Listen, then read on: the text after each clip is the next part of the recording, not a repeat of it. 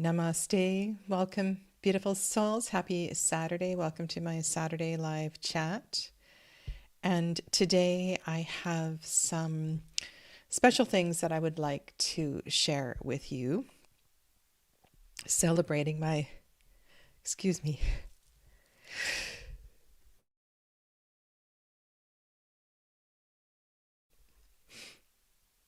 apparently Sadhana needs to move energy, celebrating 7 years on YouTube. I have been doing this for much longer than 7 years, but just live here sharing tips and readings and little things about Reiki and yoga. And this has been an absolute wonderful journey, and I want to thank you all for being a part of it. So what I thought I would do today is to share with you 7 things that I have learned, and then I'm going to share with you 7 decks that I wouldn't be without, and this might be a bit of a surprise. I've been doing a few different deck recommendations over the last few weeks, and some of those decks will be there. And thirdly, I'm going to choose a card for 7 people who are here in that chat today. So that is my plan. And then next week, I will resume the discussion of the 3 earth-centric decks, and we'll go back to looking at the Mythologia Fennica and the Margarete Petersen Tarot and the Greenwood Tarot, and looking at the intersections and the lessons and the expansion of tarot meanings through myth and these earthy connections to the tarot. Okay, so that's the plan for today, and welcome to Perry. It's lovely to have you here. Thank you so much. And I also wanted to say, acknowledge Ink, just in case these comments disappear. Ink was on earlier this morning wishing me a happy channelversary, and I just feel really blessed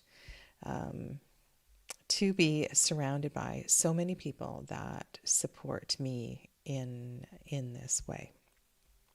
So this is going to be a little bit of talking, and I hope that more people will join in the chat and we can have a bit of a discussion about some of these. And if not, I will just expand from my personal experience. So I have been reading for a long time, and this is more than 20 years, more than 25 years. And my experience as a reader has morphed with different phases of my life, different things that I have been doing. And one thing, actually many of these things I'm sharing with you are things that were important all the way along, and some have stayed tried and true, and others are perhaps more recent revelations. But this one is so important to say off the top, and that is, when we are reading for ourselves or for others, the question indeed does matter.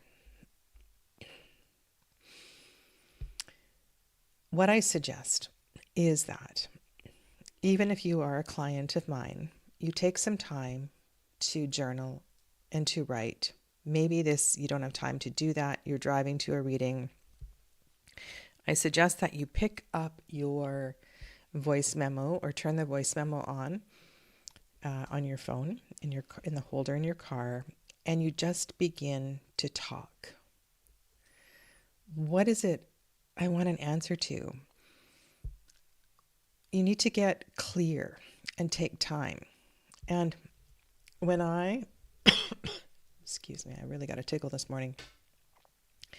When I am working with you in a private reading, there is a significant amount of time that is spent in conversation, and that's got nothing to do with me prying into your life or anything like that. It has to do with me helping you get clear about why you're here. Thank you so much, Amelia. That's very kind of you to say. And let's blow out this candle. It's not very... I made some candles in a different size, and now I have wax all over my table, but I can clean that up later. I made some candles in a different size, and they're not burning very well. Anyway, thank you. Thank you very much, Amelia. Amelia has been a student and a follower of mine for some time, and I really appreciate her. So when you hire me to do a reading, even if we're meeting at a festival or something, part of my job is to help you figure out what it is you want to know. And so sometimes, I've been doing this for a while, I will ask very pointed questions, and that might feel deeply personal. And I always try to build a sense of trust and comfort in a reading. But this is also really important for you in your morning draw, your daily draw. The more specific you can get, the more you can focus on, the more you will understand what the cards are saying. So it's really important to formulate a question of sorts. And, some questions can be more on the general nature. But how about, rather than saying, what is the energy of this day, you could say, what is the most important thing I should focus on as I move through this day? You can work with the tarot in that way, and even more specifically. So the question really, really does matter, and I hope that you can train and practice and learn to pick up the pen or a voice memo if you can't do this. So it's really, really important. Wow, how lovely. That is amazing. You are such a creative, crafty person. I love all the work that you do. Yeah. Okay, so number 2. This is something that I have learned, and I did last summer. I did a course with large spreads. I forget what I called it. Maybe it was called Mastering Large Tarot Spreads, and I love a large tarot spread. You need time, but I love a large tarot spread. However, sometimes we need to clear away the clutter. Sometimes simple is better. And this can be reflected in a smaller number of cards that you pull. It can also be reflected in a simpler tarot deck, one that isn't so busy, that has more white space. Sometimes this is all you need to get confirmation about something you are checking in with. And I am amazed always how I can get so much information out of a 3-card spread. And I usually, regardless of the reading, the size, whether it's 9 cards or 10 cards or even doing a 21 tarot card spread, the first card that I put down on the table always captures my attention. And that card is highly significant, as is the card that ends up in the middle of the spread, the one that is framed by all the other cards. And so I do try to set up a spread where there is an obvious center point. And sometimes when we do even card spreads, there will be two that sort of are in the center together. And then I will really sort of make a story and build that. But it's important sometimes just to keep it really simple. I don't recommend one card. Often, I would say a three card reading is better, because then we have the possibility of facings and directions, so we can see which way certain characters in the cards are looking and what they're looking at. It may help with east, west, north, south, something like that.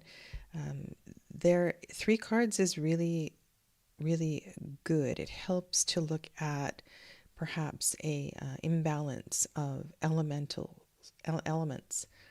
And so you might pull three cards that are all water element.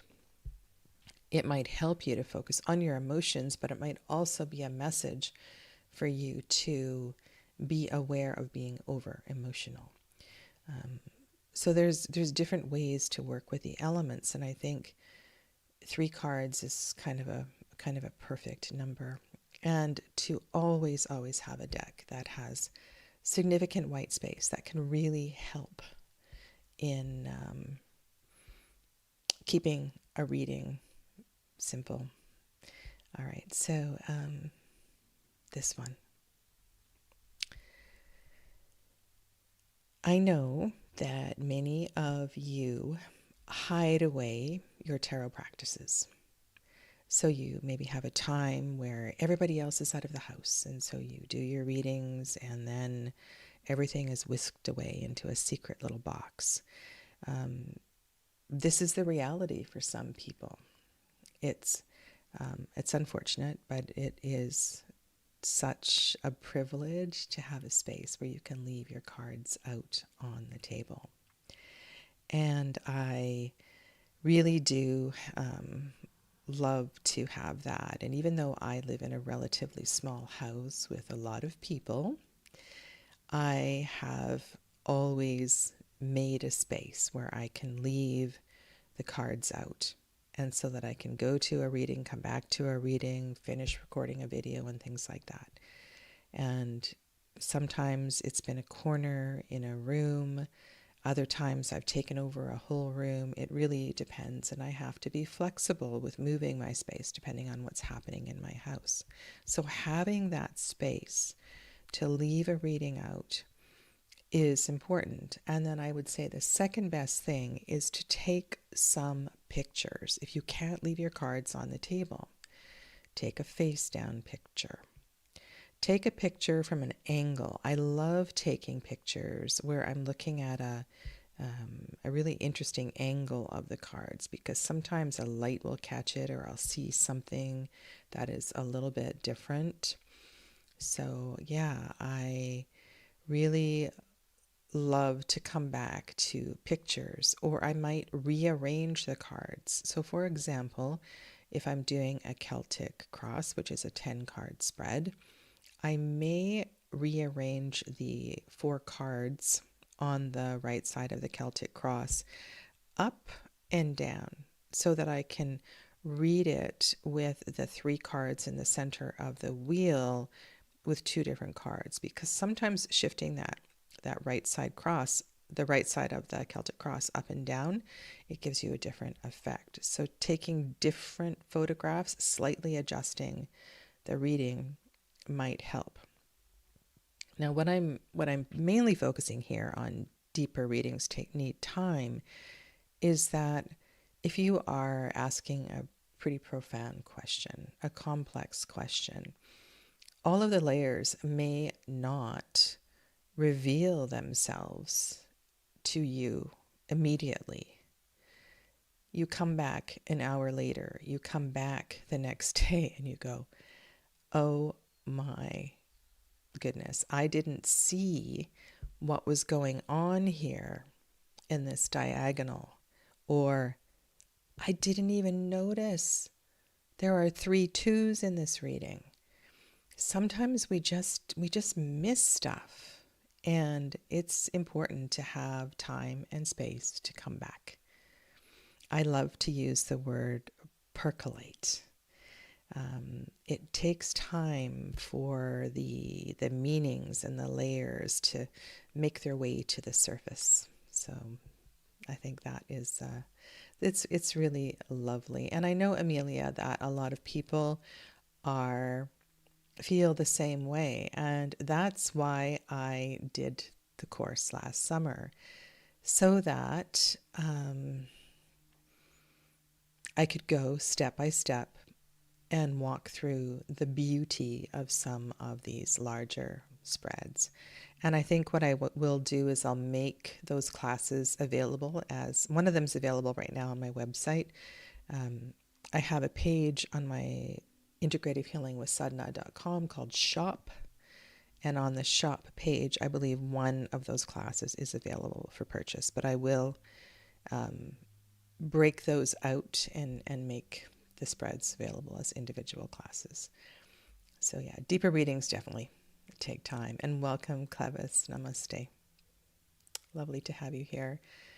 Yeah, and I want to acknowledge the energy of the Cancer new moon, and this particularly transformative and energetically rich waxing energy that is with us. I think a lot is shifting.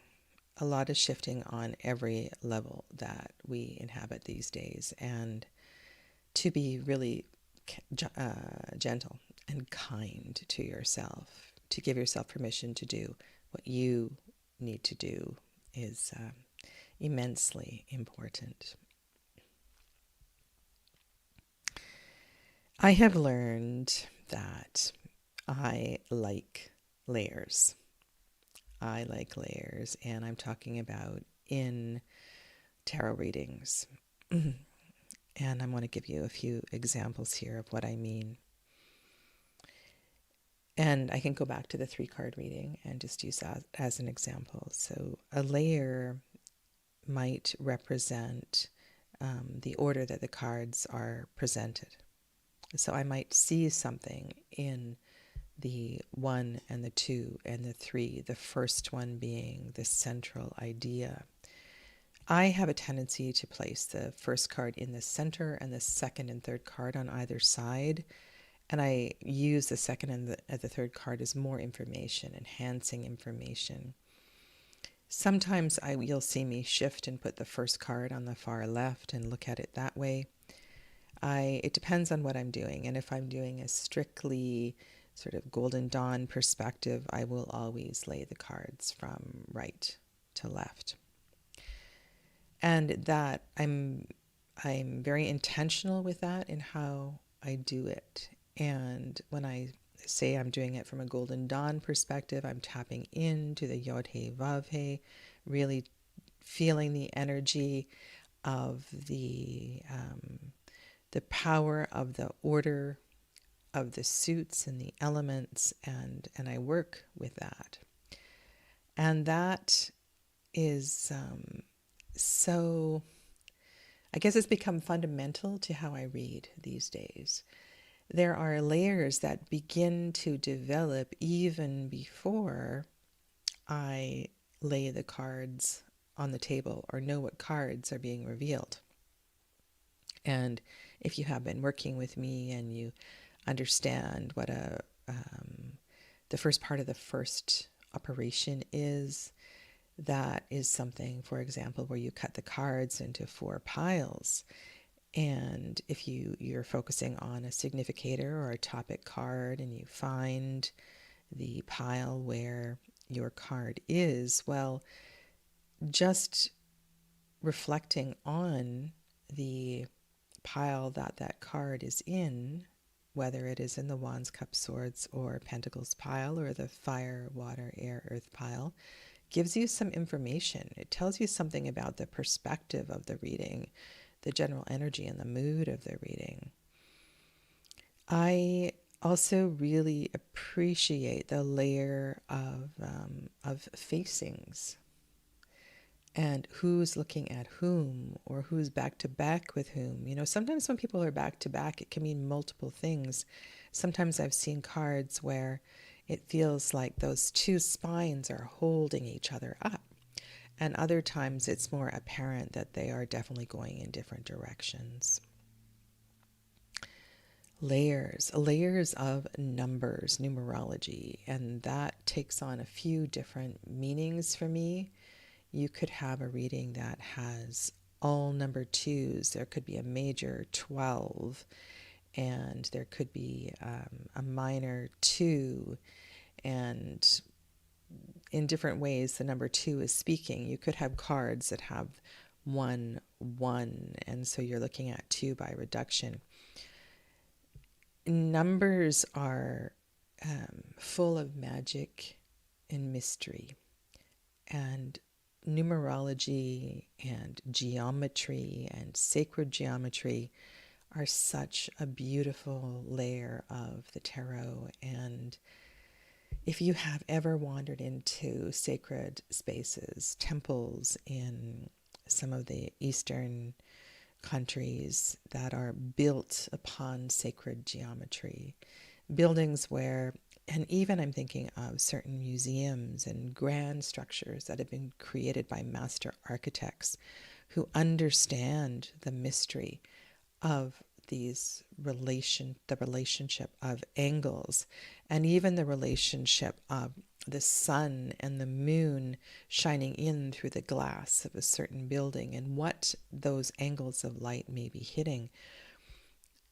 It's so very powerful. And I will always remember a particular temple in Madurai, southish central India, and this was where it kind of all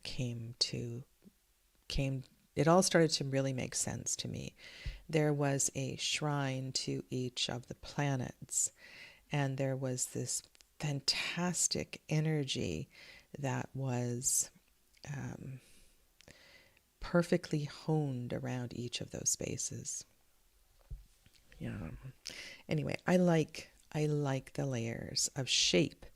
I love the layer of number and color. Another layer is color, and learning to read the mandala of the tarot is something that you will build over time and get more confident with. And of course, if you are in a rush, you're not going to read 10, 12 layers in a reading, but they are there for you. And I think that's why it's really important to take a photo, and you can always come back. Yeah. All right. Sosa, hello to you. Let's go to the number 5 thing I have learned. And that is about you. There are weeks, months where I have been ready to give this all up. It's a lot of work, takes a lot of planning and energy and time, juggling of things. And sometimes I'm not feeling well, or things are going on in my life, and then I will go to YouTube Studio where I read your comments and I can respond to your comments, and I'm just touched. I am so moved by what you say, or you ask a really good question that takes me down a rabbit hole that I haven't been down before, and I get all inspired again. Or you challenge me, and you really get me to think about something that I said. And then I take time to expand and share with you. So in every way, this is not a one-sided thing. Your interactions are so important to what happens here on Integrative Healing with Sadhana. You are just I'm so grateful for each and every one of you, and thank you. Whether you comment in live chats, you come back and you comment later on live streams or pre-recorded videos, whether it's just the sheer number of thumbs up, that also is motivational. It is encouraging.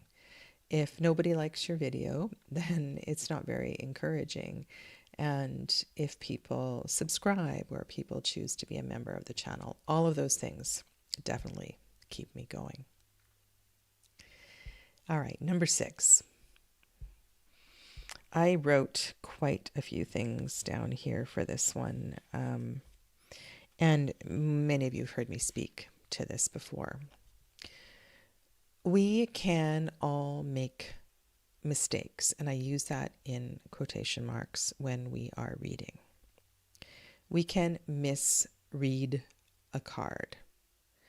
We look at a card and something pops out of the card and we speak a name of a card. So maybe we are, let me just grab a deck.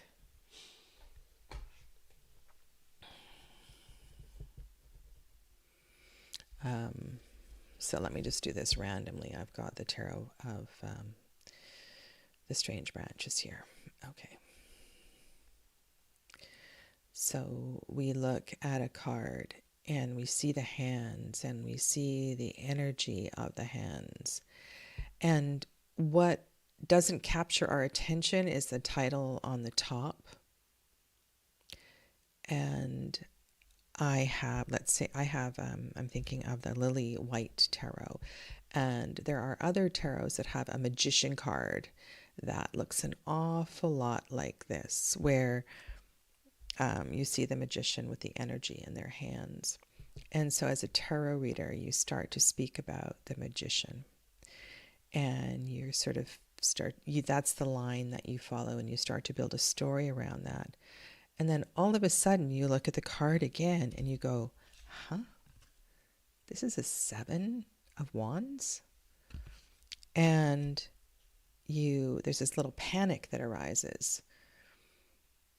My best advice here is just keep going. Just keep going with what it is that came through to you, because it is the perfect thing, and it is the line that you need to carry on with. There's something there. There's a reason why you were drawn to that magician.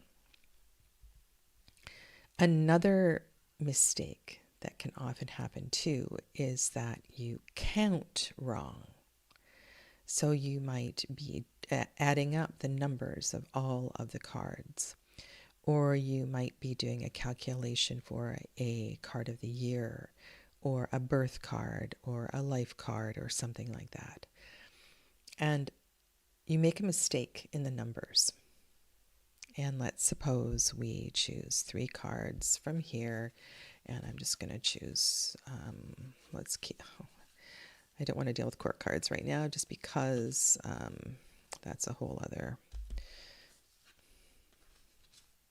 lesson that I don't want to get into today.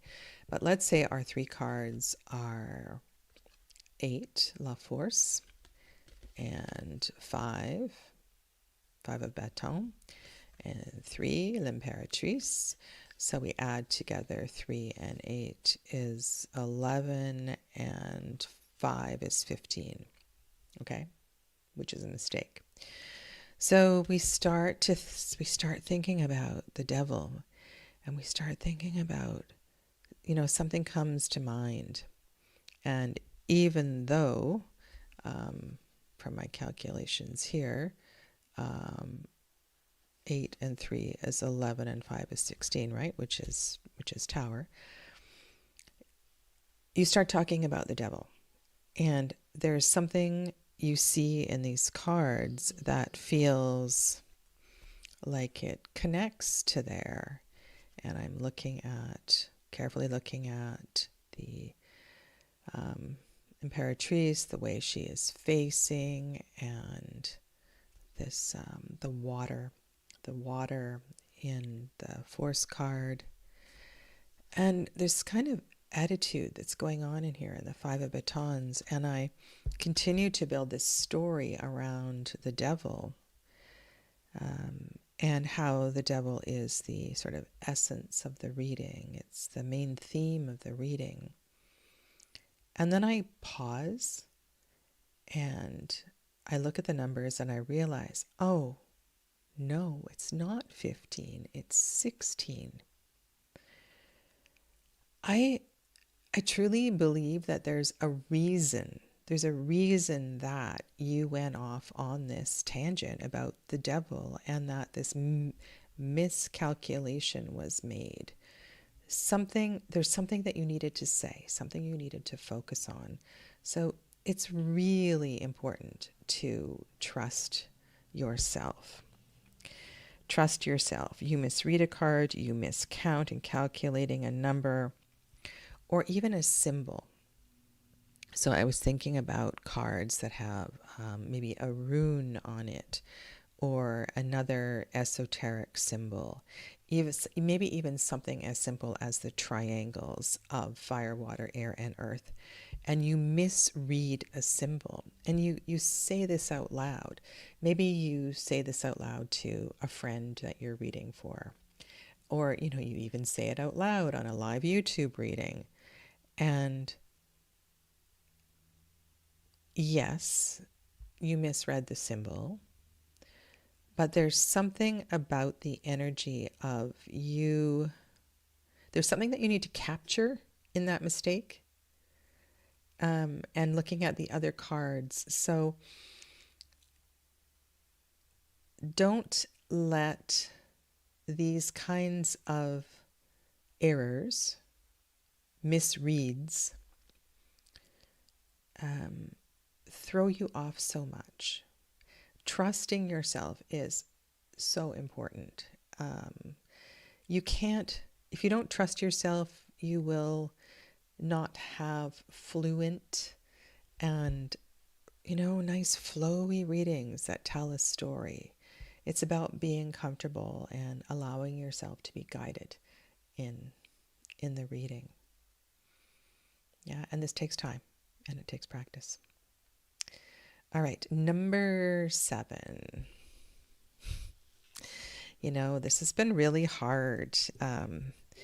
My YouTube channel is relatively small in comparison to other tarot channels. And once in a while, I do stroll around YouTube and I look at some of these tarot channels that have 100,000, 50,000 subs, even 10,000 subs. And I sit there and I'm like, why?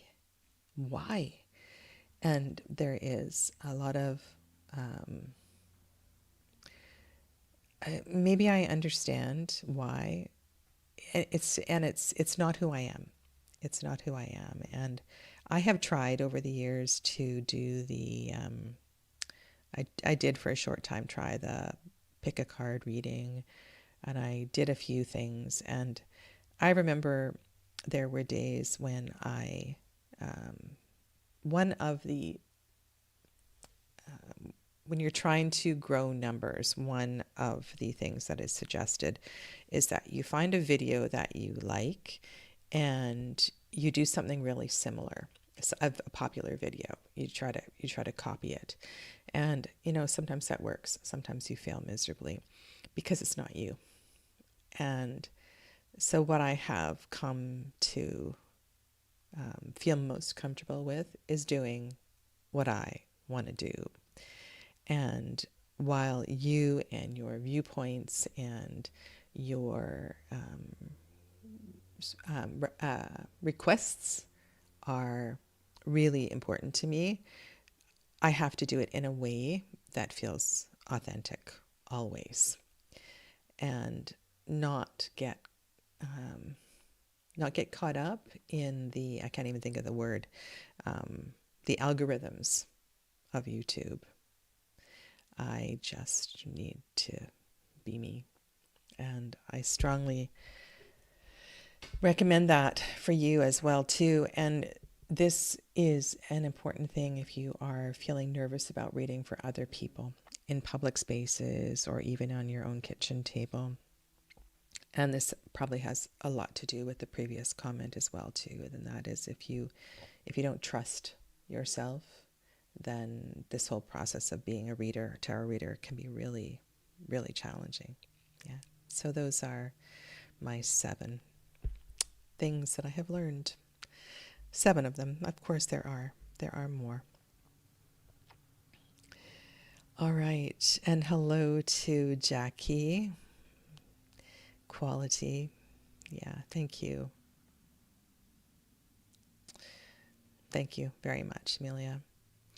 All right. So now what I'm going to do is I have been reflecting on some decks, and you saw me spill my candle earlier. So I have purple wax on my table, which will add an interesting layer to this. And let me do this. So this next part is sharing with you 7 tarot decks, and I'm only there's an exception here. 7 decks that I wouldn't be without. And this has changed over the years. And this is very different, perhaps, than doing a video that is 7 top tarots, or 7 tarots for beginners, or 7 tarots. This is more personal. 7 decks that I wouldn't be without, and perhaps why I wouldn't be without them. Okay, so that's what I'm going to share now. And these are in no particular order, and I'm going to put them on the bigger screen. This is the Pagan Otherworlds Tarot, and it is one that was gifted to me. I didn't purchase this, and I had no idea what an impact this deck was going to have.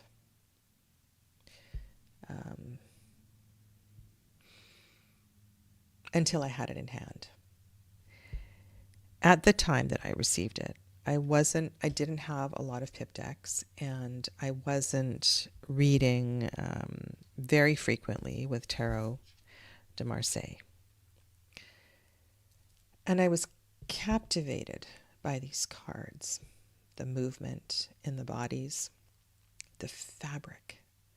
Like this Queen of Pentacles, that the silk of the dress it's so beautiful. The flow of the fabric, and the way that the wild sticks and trees and branches integrate with fabric, it's gorgeous. And I love the headpieces.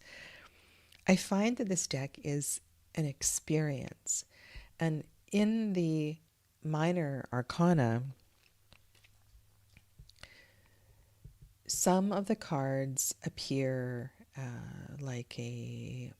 they might feel like a familiar pip deck, but in most cases there's a whole story, and there's all kinds of layers that are happening and take time to notice, like the sailboats on the water on the bottom of the 2 of Pentacles, the way that the leaves are facing around the 2 coins.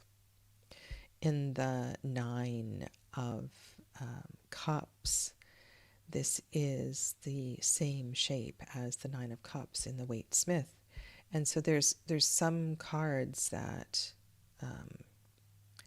pull you to other familiar decks. The little frog that's sitting on the embankment there. What's he thinking? Where's he going? That is a very large body of water to cross. And is he actually going to cross or turn around and go the other way? I like all of these things that arise in this deck. And I feel like I get a little bit lost in the setting. And no matter who I'm doing a reading for with Pagan Otherworlds, this is one that just, I don't know what the word is. It tugs at certain things, and I really like this deck. Now there are other pagan type Celtic decks that I have that I really like and I use, but I would say that this one is very special, and it's one deck that I wouldn't be without. Pagan Otherworlds.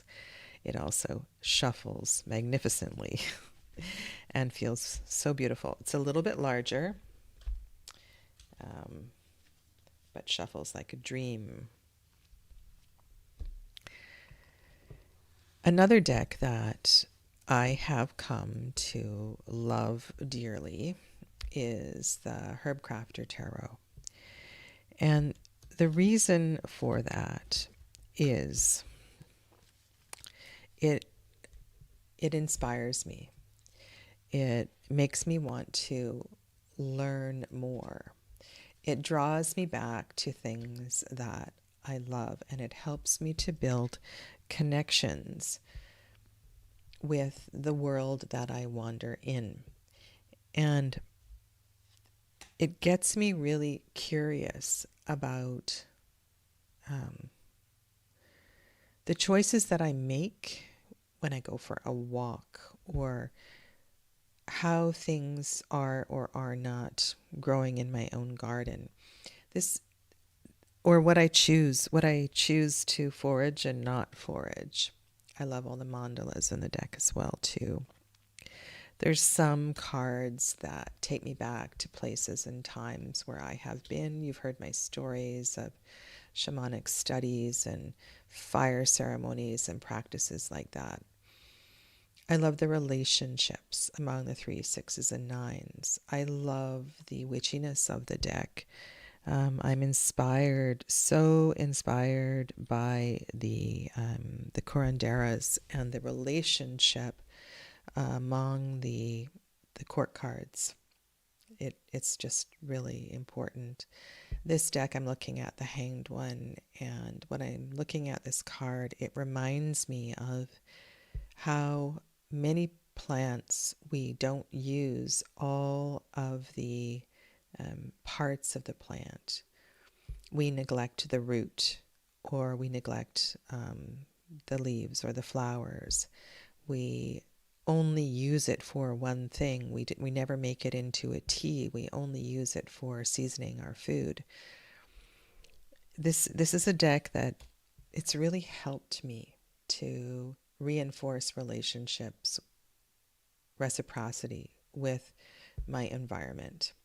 And while some of these plants, of course, aren't in my environment, it still teaches those lessons and reminds me of all of that. And so this is one deck that I wouldn't be without, the Herb Crafter Tarot.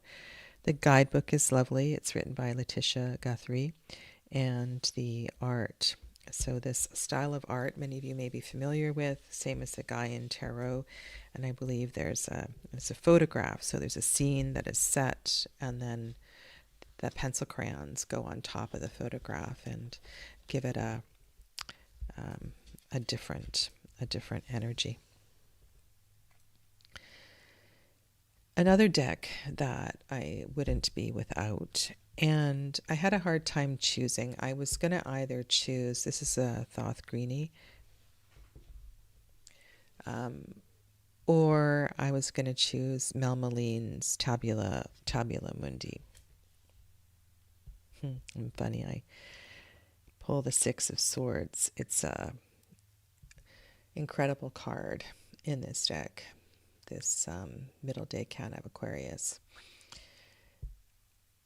This deck has really helped to hone in my decanic studies. Hello, Carrie Ann, welcome. And my decanic studies would not be what they are if I hadn't again and again gone back to the Crowley Thoth Tarot. Now, I mentioned Mel Meleen. So Mel Meleen is an incredible deck maker, and Mel, of all of the Thoth-inspired decks that are out there, is an incredible deck creator in that she, even sometimes more than Crowley, Lady Frida Harris, brings together all of the connections of cards. So so here in the 20th Arcanum, we have a whole number of associations that may be brought into this deck. And we may reflect on something from the 10th Arcanum. The 20th Arcanum is primordial fire, and this essence of fire in the Golden Dawn inspired decks is really important to bring through. The number 2, and there might be some connection between other number 2s that is hidden in the layers of this card. And of course, now Pluto is not part of the Golden Dawn planetary system because it's not one of the first 7 planets. But there's something in Mel's decks that sometimes she even goes beyond and brings in other layers as well too. This deck taught me about the importance of connections, and I really appreciate it. It also has a 3-dimensional quality to it. The layers, the background layers, the mid layers, the foregrounds. It really, I know other decks do that as well too, but there's something about these 3-dimensional qualities that really taught me something important. Yeah, so this is it. And there's some other layers of mythology.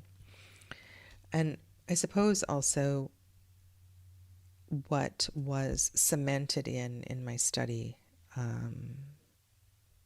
my ongoing study of this deck, is that the masters, the tarot masters of old, and we often think about tarot in chronological order, but these individuals, and not just Crowley, but there are other tarot masters too that spent a lot of time in spiritual groups from other nations and other places of the world. And the layers of esoteric meaning that intersected for those people is often reflected in their decks, and sometimes it is unconscious, and other times it is simply hidden intentionally because it's all just too much. And this is a deck that will have you forever studying. Yeah. And I'm at this place now where I find it kind of peaceful, and it no longer overwhelms. And I have had a couple of different greenie decks in my life. I do have a contemporary version too that I have trimmed off the borders, but this is a pretty special one. So those are 3 decks that I wouldn't be without. I wouldn't be without a favorite Tarot de Marseille. And this is one that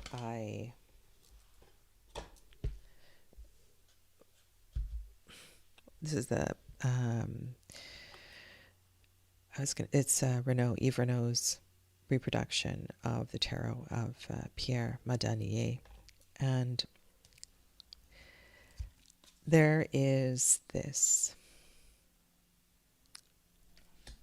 connection to a time past, a time where art was created in a different way, where people played with the tarot in parlors, in secret rooms, where readings were done, where decks were created for the wealthy. There's so much history that goes into the understanding of the layers of these decks, and yet they are so very, very simple. And I've been doing a series, usually recording on Mondays, not always uploading on Mondays, and I'm doing very kind of simple 3-card readings with not only Tarot of Marseille, but other decks of this style as well too, some contemporary ones. And it's really, really beautiful how one can find layers of meaning in the bits in between, the plants, the flow of the ribbons, the white space.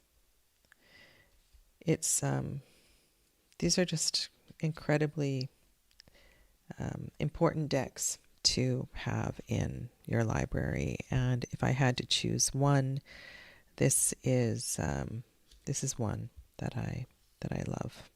I love that it's slightly blurred, and it looks like it's slightly worn out, even though it's a fairly new deck. So yeah, so that is a deck that I wouldn't be without.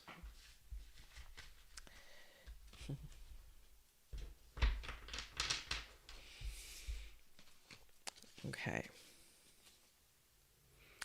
How many is that? That's the Herb Crafter, Pagan Otherworlds Tarot of Pierre Madanier, and the Thoth Tarot. And so 1, 2, 3, 4, 5. So 2 more. All right, so this one. Now, while this is not an entirely well put together deck, I don't think I would let go of it.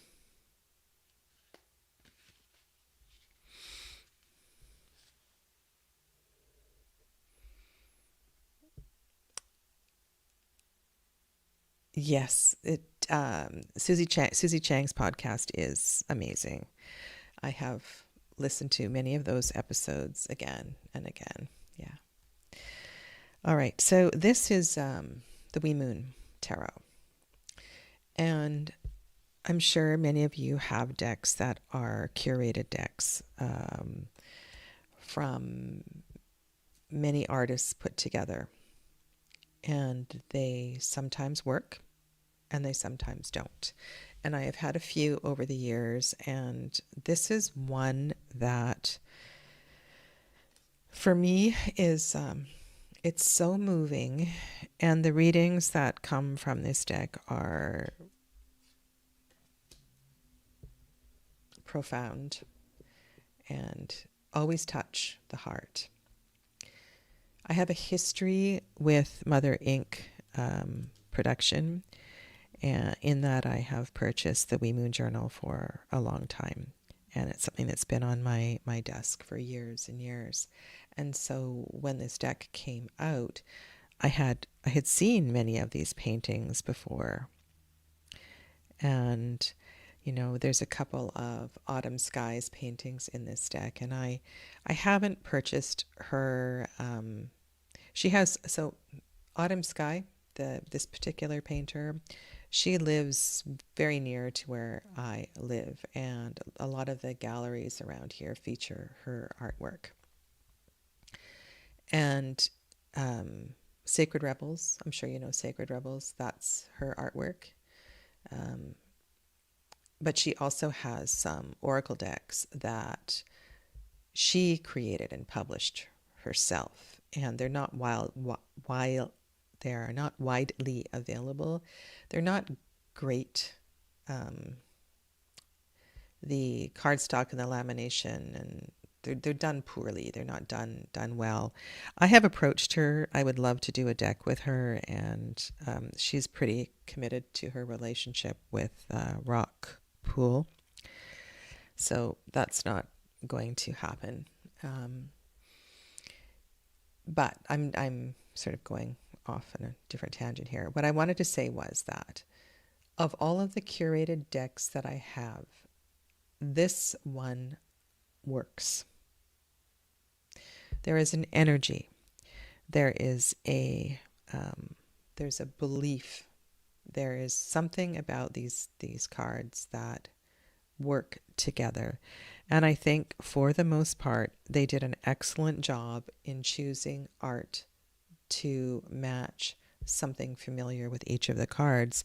And if not familiar, to bring out an aspect or an idea of a card that is uniquely Wee Moon, the teachings of Wee Moon, honoring women, and they spell women different. They don't spell it WOMEN. Women of all races, all ages,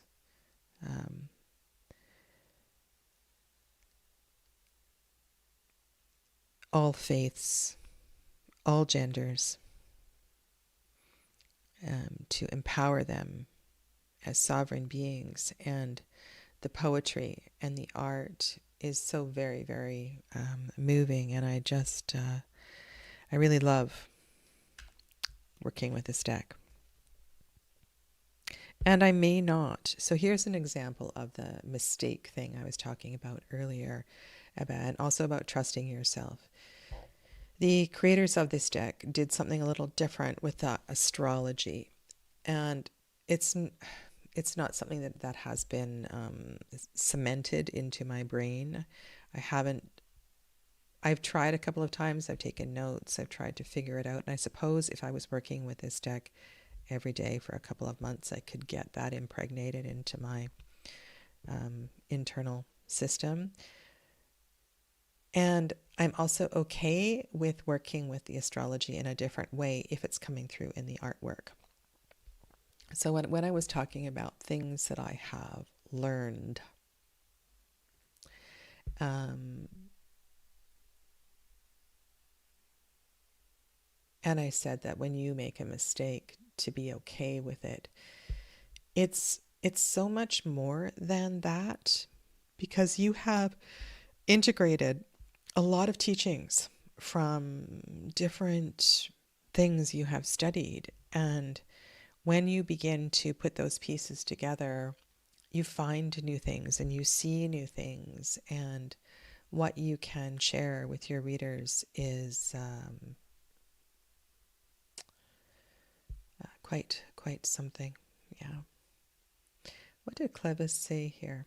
The decks that some tarot tubers refer to them as decks that will have to pry away from your cold dead hands. Yeah, these are pretty precious to me. So, and they are all not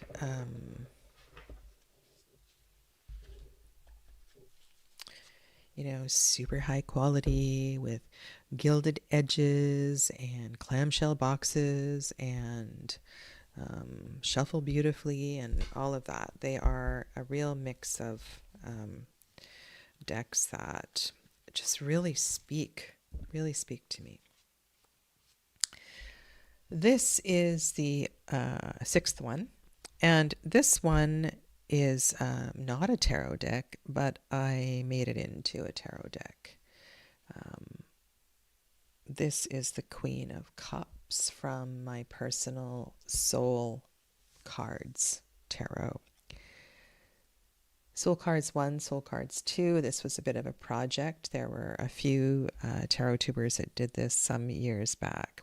This is my tower, taking soul cards, choosing 78 cards from Soul Cards 1 and Soul Cards 2 and creating a tarot deck. This is my Six of Earth reciprocity card. And Deborah Ann Chapin is the creator of this deck and decks. And they're just really... So there's two things here. One was the process of selecting selecting cards for each of the 78 cards. And then it's the experience of being in the energy of this art.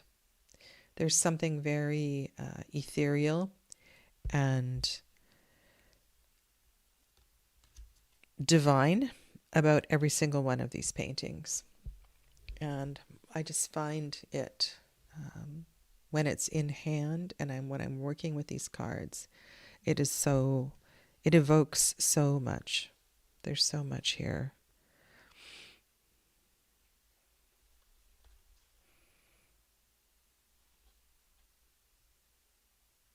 This is the card I chose for Ten of Air. And I did speak to this in a couple of videos that I did. Yeah, so it's not one that you often see me use on my channel. It's very personal, and I would be happy to use it in a reading. And I do occasionally use it in a reading. Here's a Five of Air, this screaming nautilus.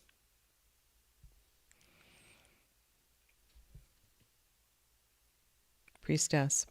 There are a few decks that I have reconfigured, reassigned the cards, and that is also, I think, part of your own experience and process with being and becoming a tarot reader is learning to trust what you know and what you've learned, and how you as an individual are working with the tarot. And the last one is a deck that makes me feel so good. And this is Lori LePage's Tarot of the Ozarks, Tarot de Ozar. And I think this deck is really something. Lori created a deck based on the Tarot of Marseille, and yet through her artwork, she managed to capture some very interesting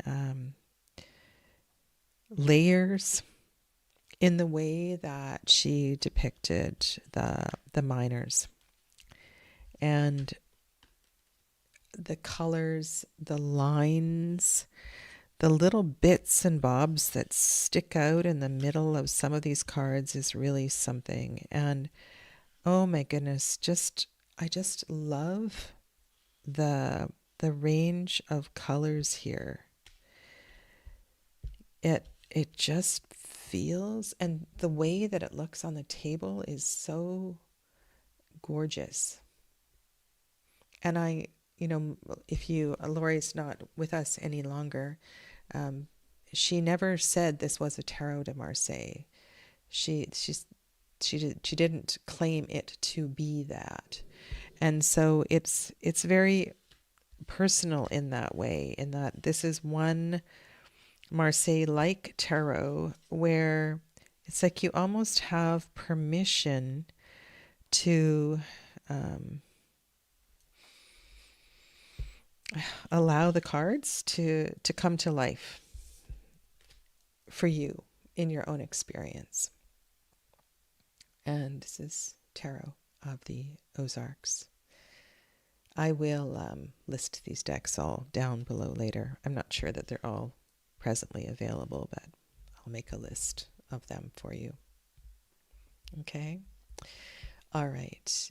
I would like to pull 7 cards for 7 people, and that's what I'm going to do next.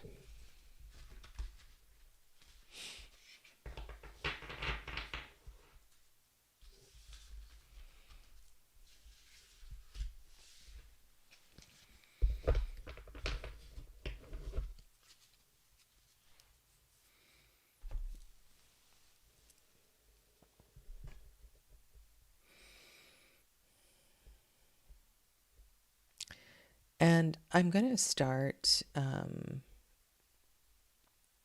I was really touched that ink was on early this morning and left me those messages, and so I want to pull a card for ink, and I hope that they come back and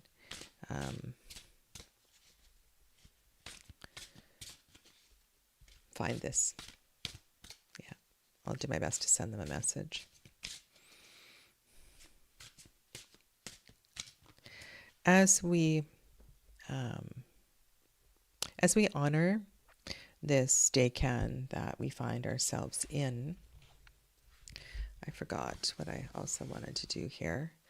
I wanted to share this with you.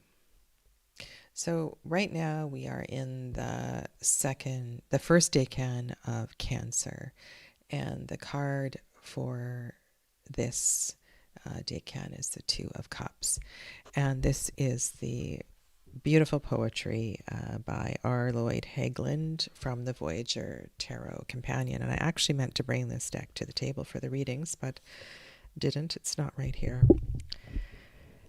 So I'm going to read this to you. This is where we are. The card for this time is called Equilibrium.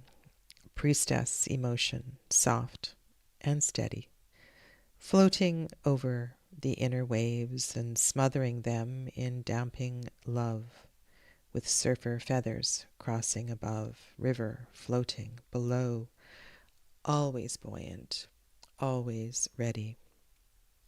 The energy of equilibrium is tranquil, steady, and sure. With balsa feathers and cactus, clear intention takes her down to the ocean from icy, lofty climb. When you receive the equilibrium card, soften your emotions and float with them like a priestess from jagged mental peaks to the ocean below. Maintain emotional balance despite all. Float, float, floating, watery halls. And I love this bit in this paragraph here, where he writes, from jagged mental peaks to the ocean below. This refers to the shift from Gemini and those challenging sword cards. And it's such a wonderful time of year to begin to soften. And we are right now in a very transformative astrological period. And so this softness and kindness to self that I mentioned earlier is really important. So ink, this is for you. As you move through this first decan, this next few days, to help inspire softness and kindness and moving within. 4 of Earth. Allow yourself to find balance and connection, harmony with all beings, whether they be your own pets or those you encounter as you move throughout your day. Soften to the strength of the earth that supports and that is around you. You walk upon a steady plane and allow that to give you strength as you move forward.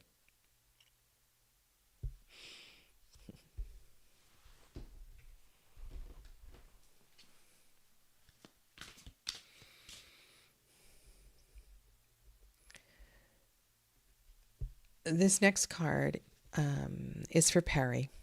And Perry is a very special soul, very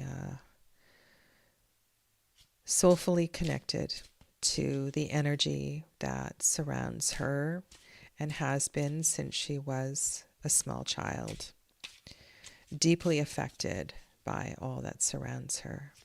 And so, Perry, this card is for you as you lean into the softness. Allow the energy of this card to inspire and to support.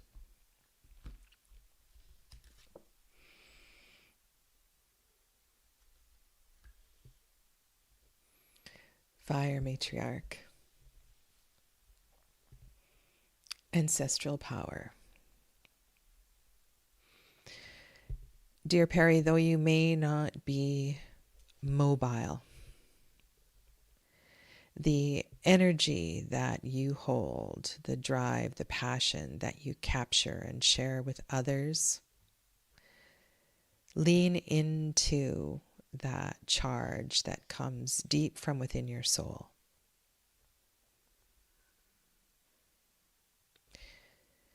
Your power is more than your ability. And I know you know all of this, and it's such a superficial thing to say, but I'm sure even you, the almighty you, can be in moments of sadness and doubt, and know that this beautiful energy shines from your eyes and shines from the gift of your words, and we are so blessed to have you in our community. Lean into the fire matriarch. Let her inspire as we move through this watery time of Cancer.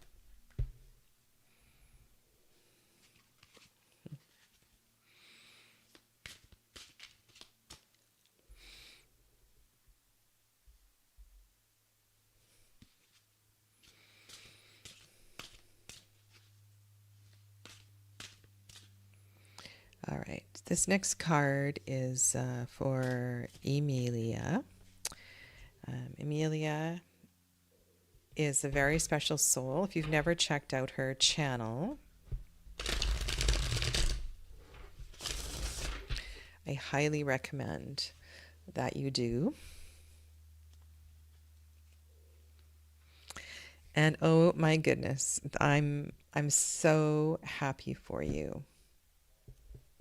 And this card is for you. And as you meet this dream come true, remember this advice about softness and introspection. And even that bit of poetry that I read from Lloyd Hagland about equilibrium. The energy of equilibrium is tranquil, steady, and sure.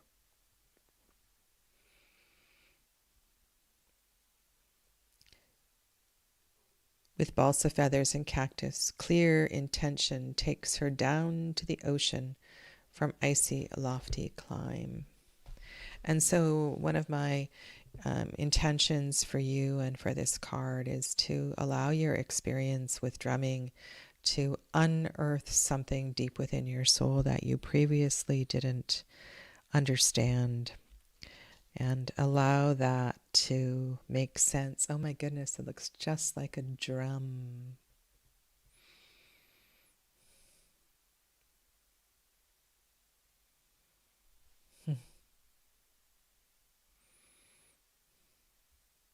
And maybe indeed that is its purpose, Amelia, is to awaken something within you, to, like this image here, to feel the vibrations in a new way, or even allow these vibrations to move something, to transform something deep within your physical and spiritual pranic body.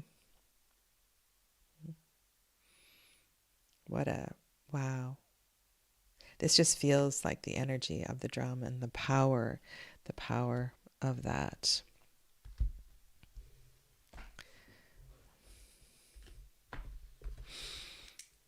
Okay.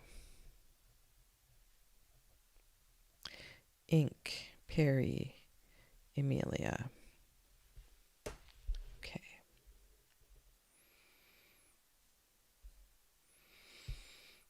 Okay, I'm just going back through the chat here. Okay. Clevis, this is for you.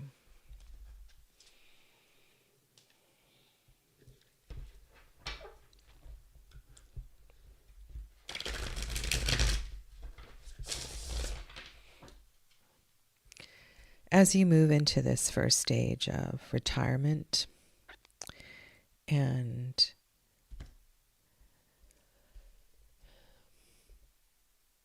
new opportunities, let there be a pause for tender reflection.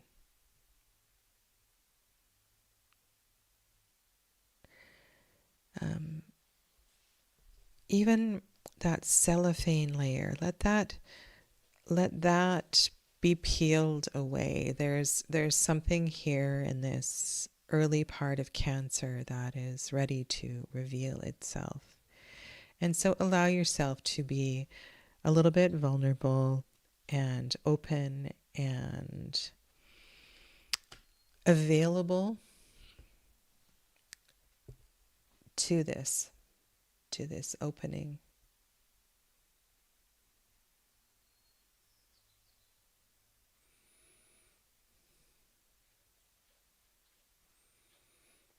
There's something here about the circles, the connections.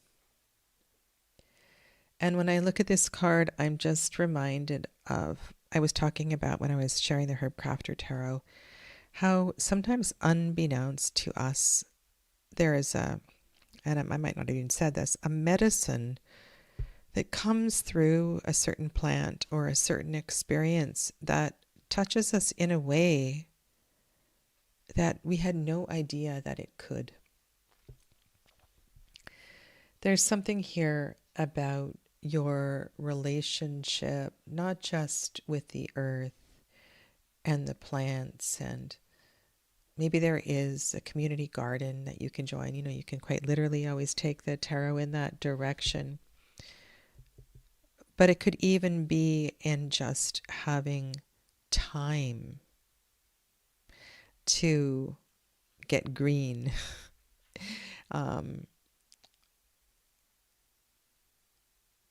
To be brave enough to join in a circle such as this, to allow connections, powerful connections, to shift something within you.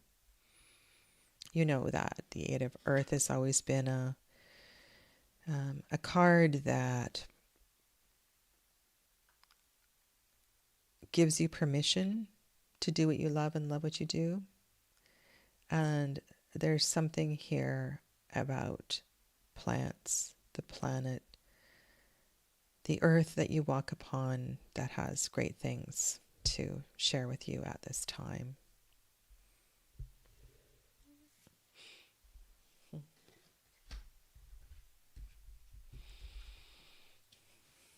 Blessings to you.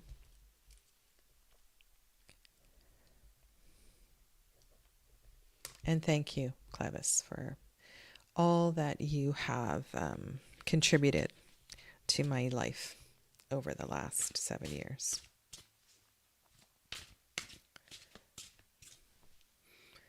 All right, let me go back, and we have some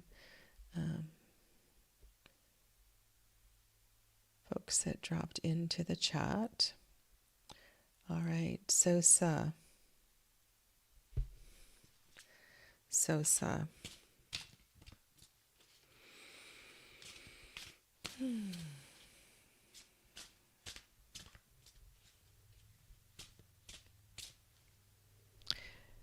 This is a card for your heart, for an opening, and I feel as if there's a tenderness of speech that is a very important part of this. And in Cancer season, often connected to mother and motherhood. But be gentle with this.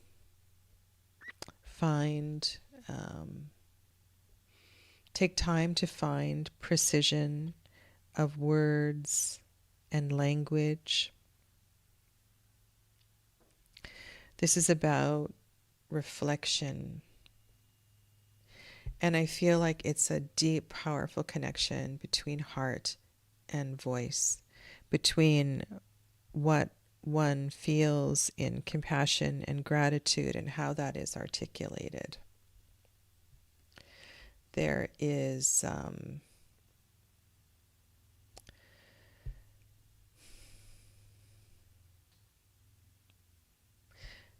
each is made better by the allowing of that connection. So be brave in finding the voice to express the connection, compassion, and gratitude that may have been suppressed or held back at this time. And this is a really interesting card to show up here because this was the major arcana of Gemini. And now we have moved into Cancer. It's like this is now the time to unfold your words and your feelings, and indeed to share with those that are around you.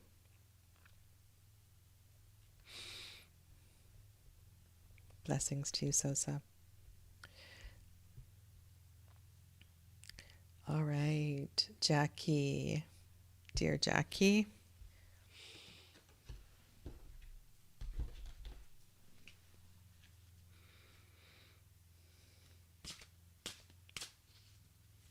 Jackie and then Carrie Ann. Jackie, this is a card for you. Listen. Your word is listen. There are messages in the most unexpected of places.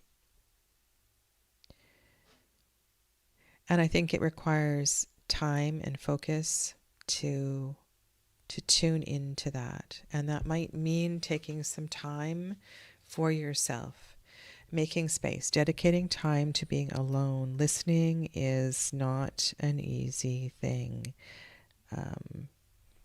It can be very challenging to even hear yourself.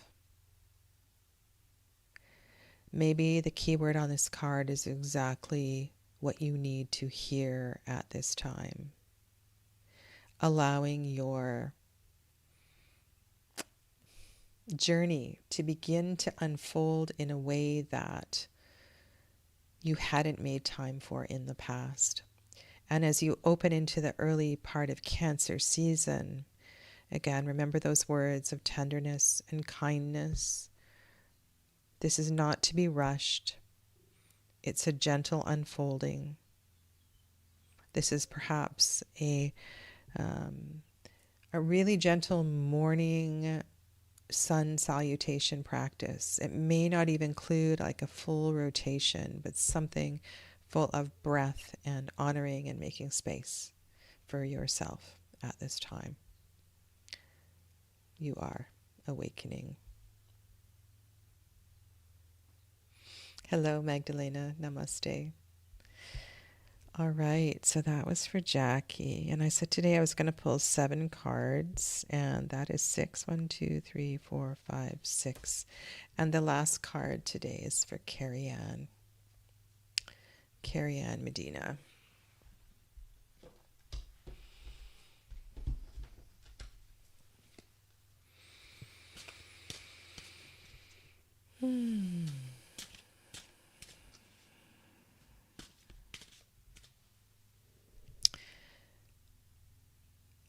Carrie Ann, learn to breathe. Learn to breathe.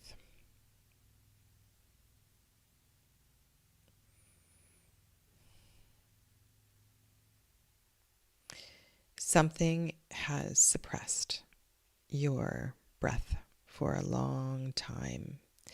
I feel like there is a small child or a cat sitting on my chest. And it's time. It's time for you to understand the power of breath and what it means to learn to breathe. And in order to learn to breathe, we need to make space to breathe. And if this is something that is intriguing to you, then I do have a series. It was a short series called Breathe With Me on my channel, intended for beginners, and that's available for you. Breath is so important. It's important to move energy. Move energy. So you have this powerful Daughter of Fire card.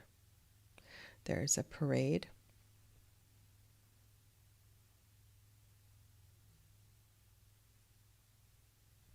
There's a spirit here of connection.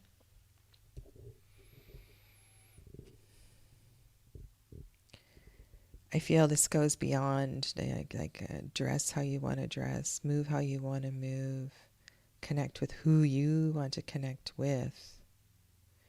It goes back to a childhood energy that was perhaps suppressed. Something is ready to unfold within you, but there's something about breath here that I'm actually feeling in my physical body.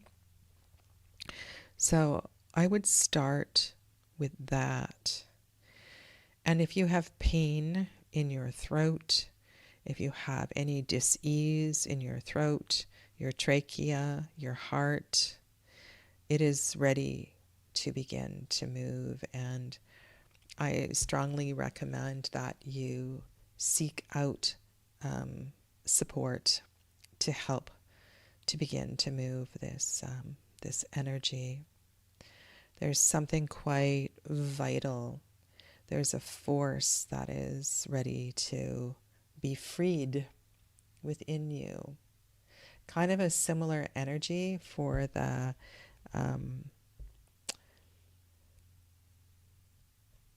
reading with the ace, but the Ace of Fire that I think that was Jackie's card. And the difference here is that Spirit wants you to know that this has been suppressed for a long time, and it's okay. It's okay to your little you, your childhood you needs you to walk hand in hand, to honor all of that energy that wasn't allowed to release itself. So one of the things that I want to share here as I close is that energy is energy is energy. So when we suppress words, when we suppress opinions, right? When we suppress feelings, when we don't do what we want to do, all of that energy gets contained within the body. And one of the first ways we can begin to move any of that is through breath. Yeah. So thank you. Thank you all for being here today. And I appreciate you all so very much. And I'll be back next Saturday, as I said, with the discussion of the 3 Earth-centric decks that I've been working with the previous Saturdays. So take good care and move gently through this first decan of Cancer, and take good care of yourselves. Namaste.